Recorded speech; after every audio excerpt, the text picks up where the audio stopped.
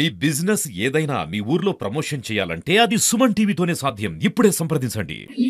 మైబాద్ జిల్లా తొర్రూరు మండలం సోమవారం గ్రామంలో ఉన్నాం. ఇక్కడ Congress party MPTC cluster meeting ఏర్పాటు చేశారు. ఇది ఇక్కడ చూస్తే ఎంపీటీసీ క్లస్టర్ మీటింగ్ కాకుండా ఒక బలాబలై అంటే రెండు వర్గాలుగా విడిపోయి అసలు ఏ వర్గం ఏ విధంగా బలం ఉన్నదని నిరూపించుకోవడానికి వచ్చినట్టుంది. ఇది ఎన్నడూ గతంలో ఎప్పుడు చూడలేని విధంగా ఇక్కడ మన పిఎస్సిసి చైర్మన్ మన తొర్రూరు చైర్మన్ గారు కాకిరాల హరిప్రసాద్ గారు కాంగ్రెస్ పార్టీ సీనియర్ నాయకులు ఉన్నారు. వారిని ఒకసారి అసలు ఎందుకు ఈ విధంగా అడిగిందో ఒకసారి అడిగి తెలుసుకుందాం. చెప్పండి సార్. ఏం లేదండి, బలాలు కాదు. ఇక్కడ ఉన్నది ఏంటంటే ఒకటే పార్టీ. ముందు వచ్చిన వాళ్ళు వెనుక వచ్చిన వాళ్ళు, ఎలక్షన్ కంటే ముందు వచ్చిన వాళ్ళు మేము. మా గ్రూప్ ఉన్నది, ఇది బలమైన గ్రూప్. మేము గతంలో 30 సంవత్సరాల నుంచి మేము ఎడిపోయినా మా సర్పంచులు మా ఎంపీటీసీ ఈ ఒక్క గ్రామమే కాకుండా చుట్టూ 4-5 గ్రామాలలో కూడా మేము చెప్తే ఓడిచ్చేది ఉంది, గెలిపించేది ఉంది మా దగ్గర శక్తి. అది ఇప్పుడు నియోజకవర్గానికి బాకీ. కాకపోతే ఏంటంటే మా ప్రజలు ఏం కోరుకున్నారంటే వాళ్ళు మీటింగ్ పెట్టిన కమ్యూనికేషన్ గ్యాప్ అయింది. నాకు నిన్న మధ్యాహ్నం రాకపోయేసరికి మా సర్పంచ్ వీళ్ళంతా ఫోన్ చేసి మరి వాళ్ళు మీటింగ్ పెడుతున్నారో మీకు తెలిసిందంటే నాకు తెలవదు. మరి ఎట్లా మన పిల్లలపై గొడవ చేస్తారు కదా అక్కడికి. మరి ఒకటే పార్టీలో ఉండి గొడవ చేస్తే బాగుండదు కదా సంప్రదాయం.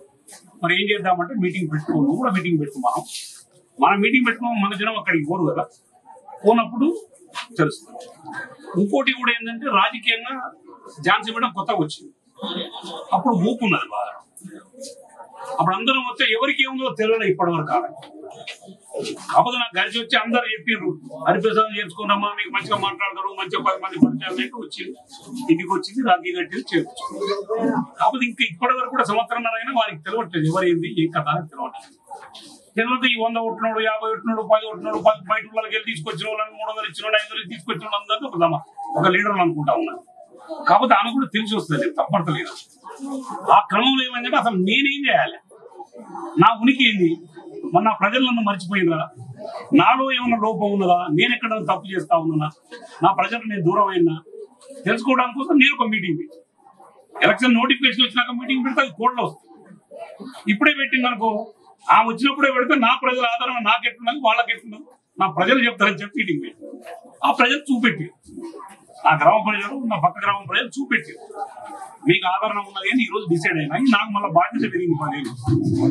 ఇంకా నేను నా ప్రజల కోసం కష్టం చేయాలి, పేదవానికి కష్టాన్ని పాల్గొనాలని ఆచరించి 57 ఏళ్ళు వచ్చినా ఇంకో 3 ఏళ్ళు అయితే రిటైర్ అయిన అది 70 ఏళ్ళకి పెంచింది. ఈ రోజు కూడా చెప్తా ఉన్నా, ఝాన్సీ మేడం మాకు వ్యతిరేకం కాదు, మేము ఆమెకు వ్యతిరేకం కాదు. కానీ ఏమైతే మిస్కమ్యూనికేషన్. కొంతమంది ఎలక్షన్ అయినా వచ్చిన వ్యక్తులు, ఈరోజు ఎంపీ ఎలక్షన్ అయినా వచ్చిన వ్యక్తులు, ఈమె ఓటమి కారణమైన వాళ్ళు ఈ రోజు వచ్చి పెత్తనం చేస్తా ఉంటే ఇటు ఓటర్లు జీర్ణించుకుంటలేరు, ఇటు లీడర్లు జీర్ణించుకుంటలేరు. ఎందుకు జీర్ణించుకుంటలేరు అంటే వాళ్ళు మీ ఓటమి కోసం తమ ప్రయత్నం చేశారు కదా, మేము గెలుపు కోసం కష్టపడ్డాం కదా, మీరు మమ్మల్ని కాదని వాళ్ళకి సపోర్ట్ చేస్తే ఎట్లా అని ప్రజల్లో కోపం ఉన్నది. మా గ్రామంలో ఉన్నది. ఎలక్షన్ అప్పుడు ఈ ఊరు 650 మెజార్టీ ఇచ్చింది. ఒక్క సంపత్తు ఒక్క మధు ఇద్దరు తిరిగి నా పేరు చెప్పి నడిపించారు. అందరు నాయకులు వచ్చిన పిల్లలు ఇద్దరే బాధ్యత తీసుకుని చేసినప్పుడు 650 మెజార్టీ ఇచ్చింది ప్రజలు. మరి ఇచ్చినప్పుడు ఆ ప్రజలకు సేవ చేయాలి కదా, బాధ్యత ఉంది కదా. తర్వాత వాళ్ళ పనుల కోసం, వర్కుల కోసం, కాంట్రాక్ట్ల కోసం వచ్చి నీ దగ్గర ఉన్న 2-3 బ్రోకర్లకు పైసలు ఇచ్చే ఎలక్షన్ల ముందు మేము అల్లుతామని 5-10 లక్షలు ఇస్తే ఆ బ్రోకర్ని తీసుకొని తర్వాత ఎలక్షన్ తీసుకొచ్చిన నేను వద్దాను, నేను కూడా ఆదరించాను రమ్మన్నా. కానీ ఊళ్ళో గ్రూపులు చేయకండి, సమస్యలు చేయకండి, ఎవరికైనా పేదవానికి ప్రభుత్వ పరంగా లాభం జరిగే సాయం చేయండి అంటే గ్రూపులు చేసి ఒకడు వార్డు మెంబర్ గాను ఎన్నడూ జీవితంలో ఇటువంటి వ్యక్తులు ఉన్నారు కొంతమంది. వాళ్ళు ఎంతసేపు మండలంలో తిరిగి తోడు లేదా 10 రూపాయలు అట్టుకొని తింటే నాకేం బాధలేదు. కానీ ఊళ్ళో వచ్చి కూడా ఈ పేద ప్రజలను ఇబ్బంది పెట్టే పరిస్థితి తీసుకొస్తే బాధ అనిపించి నేను ఈ మీటింగ్ పెట్టాను. కొండాపురం, పెరిగేడు, గుర్తూరు నుంచి జనాన్ని బాటలో తీసుకొచ్చుకొని మీటింగ్ పెట్టుకున్నాను. నేను అది కూడా తొట్టలే, మరి ఆమె చూపెట్టుకోవాలి కదా మీ ఊరికి. మీకు ఎన్ని ఓట్లు కూడా డబ్బా పెట్టినాడు. రేపు సర్పంచ్ ఎలక్షన్, ఎంపీటీసీ ఎలక్షన్ వస్తుంది. ఎవరు వార్డు మెంబర్ గెలుస్తారు, ఎవరు ఎంపీటీసీ గెలుస్తారు, ఎవరు సర్పంచ్ గెలుస్తారో దమ్ముంటే ఇండిపెండెంట్ నిలబడదాం రండి. ఏ పార్టీ వద్దు, కాంగ్రెస్ పార్టీ వద్దు, టీఆర్ఎస్ వద్దు, బీజేపీ వద్దు. మీరు రండి, మీకు ఛాలెంజ్ చూస్తున్నా. మీరు పెట్టండి క్యాండిడేట్, నేను పెడతాను. నేను ఊళ్ళో కూడా రాను, ఎమ్మెల్యే ఎలక్షన్ అప్పుడు రాలే. మళ్ళీ కూడా చెప్తున్నా, నేను సోమవారం ఊళ్ళోకి రాకుండా నా మంచి గెలుస్తాడు. నేను 5 ఏళ్ళు అందుబాటులో ఉంటా, ఎలక్షన్లప్పుడు రాను. ఇది నేను కొత్త పాలసీ పెట్టినా. రేపు కూడా ఎలక్షన్లకు నేను ఊళ్ళోకి రాను. ఎవరికైనా మా సంపద, మా పిల్లలు, మా మధు వీళ్ళు చూసుకుంటారు తప్ప నేను ఎన్నడూ కూడా రాను. పోయిన ఎమ్మెల్యే ఎలక్షన్లకు నేను ఒక్కరోజు కూడా ఊళ్ళోకి రాను. జమస్థాపనం కానీ సోమవారం కానీ ఈ 2 గ్రామాలను అదే విధంగా చూసుకుంటా. వాళ్ళు కూడా నన్ను అదే విధంగా ఆదరిస్తారు. కాకపోతే ఒకటి ఏంటంటే ఆమె చిన్న పొరపాటు ఏంటంటే మిస్కమ్యూనికేషన్. ఎవరు చెప్పకపోవడం. సరే ఝాన్సీ మేడమే చెప్పాల్సి ఉండే. నాకు ఆమెకు ఉన్నటువంటి అనుబంధం అటువంటిది. అన్న చెల్లి తమ్ముడు అక్క అనుబంధం ఉండే. నా ఇంటికి వచ్చి రాఖీ గట్టి తీసుకుపోయింది. రా తమ్ముడు అన్నది, అక్క వస్తా అన్న, పని చేసి పెట్టినావు, గెలిపించినావు. మరి ఆమెకు ఎందుకు మన కోపం ఉన్నదో నాకు తెలియదు. ఆమెలో మరి కోపాన్ని వీళ్ళు ఎందుకు కలిగిస్తారో నాకు తెలియదు. ఒకవేళ ఆమె కోపం ఉండి ఏదైనా పొరపాటు చెప్తే నన్ను పిలిచి మాట్లాడాలి. కానీ నా ఊర్లో మీటింగ్ పెట్టి ఆమె నాతో మాట్లాడకుండా ఎవడో చిన్న లీడర్ తోటి చెప్తే నేను మీటింగ్ అవుతానండి? నేను ఆమె స్థాయి లీడర్ కదా. ఆమెకు పైసలు ఉన్నాయి కాబట్టి ఇవాళ ఎమ్మెల్యే అయింది. నేను 2004 ఎమ్మెల్యే అయింది. నాకు పైసలే కదా ఎమ్మెల్యే అయింది. నేను బాపనుడు కదా, నాకు రెడ్డికుంట రెడ్డి అయితే ఎప్పుడో అయింది. అంటే అందుకనే నేను ఏం చెప్తున్నా అంటే, నేను ఇప్పటికి కూడా పార్టీకి అనుబంధంగా పనిచేస్తాను, పార్టీకి అనుగుణంగా ఉంటాను. రేపు లోకల్ బాడీలో కూడా మీరు ఆలోచించి ఒక కమిటీ చేసి ఎంక్వైరీ చేసుకొని బీఫామ్లు ఇవ్వండి. ఇటువంటి తప్పిదాలు ఇప్పుడు జరిగినటువంటి మీటింగ్ అటువంటి తప్పిదాలు జరిగితే చెడు అనుభవం చూస్తావు. మీరు ఇంకా 3 ఏళ్ళు ప్రభుత్వం ఉంటుంది, ప్రజలకు సేవ చేసే భాగ్యం మీతో ఉన్నది, మీరు చేసుకోవాలి ఎమ్మెల్యే గారు. కాబట్టి మేమేం చెప్తా ఉన్నాం, మీరు ఆలోచించండి, సీనియర్ నాయకులను కూర్చోబెట్టండి. దొంగల లంగలకు ప్రయారిటీ ఇస్తే మిమ్మల్ని ముస్తారు వాళ్ళు. ఎంతసేపు మీరు నైతికంగా ఆలోచించండి. ఈ రోజు నేను ఈ వేదిక ద్వారా చెప్తా ఉన్నా, నాకెక్కడ మీ మీద ద్వేషం లేదు, కోపం లేదు, మీరు ఏదో చేయలేదని కాదు. ప్రజలకు సేవ చేద్దామంటా ఉన్నాను. మీకు మంచి అవకాశం వచ్చింది, భగవంతుడు మీకు డబ్బు ఇచ్చిండు, మీకు ఎమ్మెల్యే పదవి ఇచ్చిండు మీ కోడలకు. మీరు ఇంట్లో కూర్చున్నా మీ కోడలు తీసుకొచ్చి గెలిపించినాం. మీ కోడలు అత్త ఇద్దరు కలిసి సేవ చేయండి అని చెప్తా ఉన్నాం.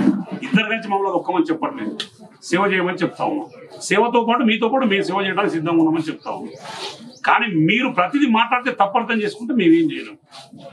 మీరు వ్యవహారంగా మేము 30 ఏళ్ళ అనుభవం ఉన్నది, మా అనుభవాన్ని మీకు చెప్తా ఉన్నాం. పలానా గ్రామంలో ఈయన గిది అన్నప్పుడు ఆలోచించండి. ఆయన్ని కూడా తీసుకోండి. రాజకీయాల్లో రంగా ఉంటాడు, దొంగ ఉంటాడు, ఓట్లు లేనోడు ఉంటాడు, ఓట్లు ఉంటాడు, వానుడన్నా అనుకున్నది కదా, వానుడు నేను వద్దటలే. కానీ గుర్తించి ప్రజలలో ఉండే లీడర్ను గుర్తించండి, ప్రజల మధ్య ఉండే లీడర్ను గుర్తించండి. నిత్యం ప్రజలతో సంబంధం ఉన్నవాడిని మీరు పని చేయించుకోండి. వాడి సంబంధాలు వాడి పనితోటి మీకు లాభం జరుగుతుంది. మీరు ఎంతసేపు మాయమాటలు చెప్పే మాటలు నిజం చెప్తా ఉన్నాను. ఎవరైనా నాలాంటి వాడు నిజమా కాదా, హరిప్రసాద్ చెప్పేది నిజమా కాదని ఎంక్వైరీ చేసుకోండి.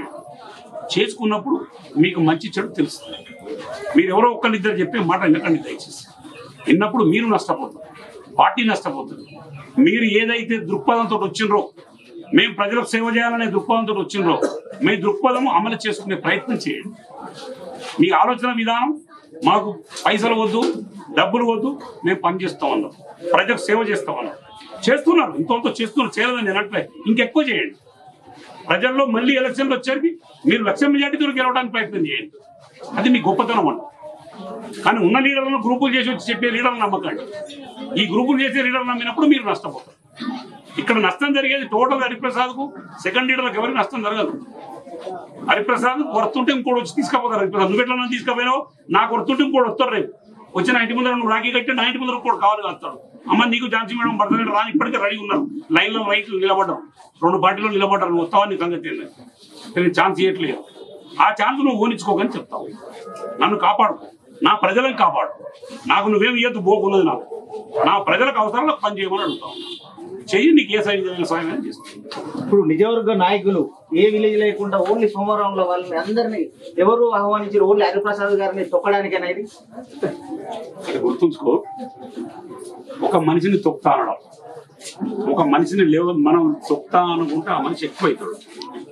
దుగ్గ్యాల శ్రీనివాసరావు 2004లో ఎమ్మెల్యే అయ్యింది. 5లో టీఆర్ఎస్ పార్టీ రాజీనామా చేసి టీఆర్ఎస్ చేసి కాంగ్రెస్ పోయింది. కేసీఆర్ గారు నన్ను పిలిస్తే నేను పోయినా. ఢిల్లీ పోయినాక నువ్వే ఎమ్మెల్యే క్యాండిడేట్, నువ్వు ఓన్. ఓకే అన్న, నాకు 2-3 ప్లాట్లు కూడా వచ్చే ప్లాట్లు అమ్మి పార్టీ కోసం ఖర్చు పెట్టిన తర్వాత ఏమైంది, 2009లో దయాకర్రావు వచ్చింది. ఇప్పుడు దయాకర్రావు వచ్చినప్పుడు ఏం చేసిన, దయాకర్రావు నా ఇంటికి వచ్చింది. హరిప్రసాద్ నన్ను గెలిపియాలి అంటే మంచిది అన్న. శ్రీనివాసరావు వచ్చిండు, మళ్ళీ ఎట్లా వచ్చినావు అని అడిగారు. నేను నాకు వర్తే లేదు కదా, మళ్ళీ ఎట్లా వచ్చినా నా వృత్తి ఎందుకు చూపెట్టినా, దయాకర్రావు చూపెట్టినా, శ్రీనివాసరావు చూపెట్టినా, సుధాకర్ రావు చూపెట్టినా. ఒకవేళ వీళ్ళు కూడా కావాలని అడిగితే నేను సైలెంట్గా ఉంటా. ఏం చేస్తా, ఇప్పుడు నాకు వయసు 60 ఏళ్ళకి వస్తాను కదా, అప్పటి వరకు నాకు భగవంతుడు సహకరించి, శరీరం సహకరించి, అన్ని సహకరిస్తే నాకు వృత్తి ఉందో తెచ్చుకుంటాను. నాకు అన్ని విధాల సహకారం భగవంతుడు ఇవ్వాలి.